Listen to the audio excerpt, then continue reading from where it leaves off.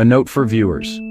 This story involves sensitive topics, including violence and the death of a parent, which may be difficult for some to hear. It begins on a quiet street, much like this one, where a simple neighborhood disagreement escalated into a tragedy that captured national attention.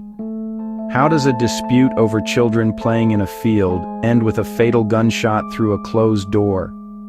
To understand what happened, we first need to know who Ajike Owens was.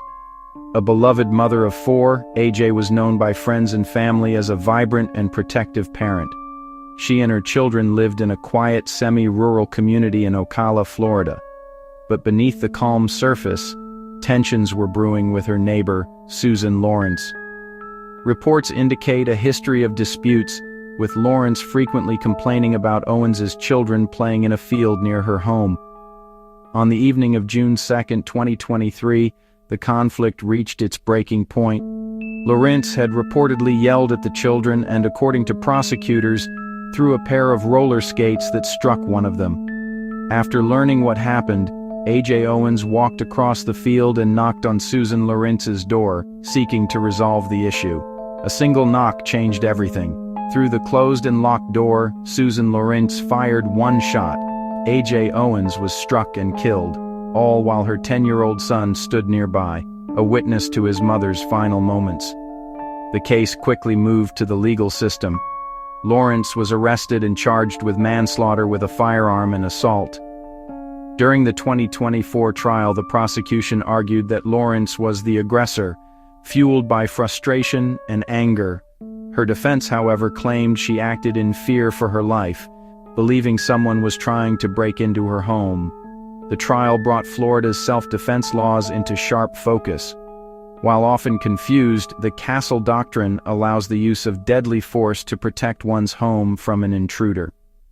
Stand your ground laws expand that, removing the duty to retreat before using force in any place one has a right to be. The prosecution successfully argued that since Owens was not breaking in and Lorincz fired through a locked door, her claim of self-defense was invalid. In 2024, a jury convicted Susan Lorincz. She was sentenced to 25 years in prison. In a later interview, she expressed remorse, stating, "I can't take it back."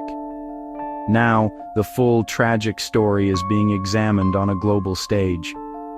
On October 17, 2025, Netflix released The Perfect Neighbor, a gripping documentary that originated at the Sundance Film Festival.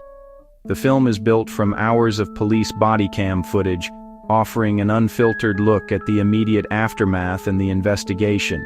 It raises important ethical questions about using such raw material to tell a story, while providing an unprecedented level of transparency. Beyond the criminal trial, the case sparked a wrongful death lawsuit filed by AJ's family. In the wake of their loss, they founded the Standing in the Gap Foundation, an organization dedicated to supporting survivors of racial violence and advocating for legal reform. The Lorincz Owens case serves as a somber reminder of how quickly conflicts can spiral out of control. It forces us to confront difficult questions about fear, responsibility, and the laws that govern our interactions. Watch the film, consider the evidence, and engage with the conversation respectfully. Ultimately, it leaves us all to ask, what do we truly owe our neighbors?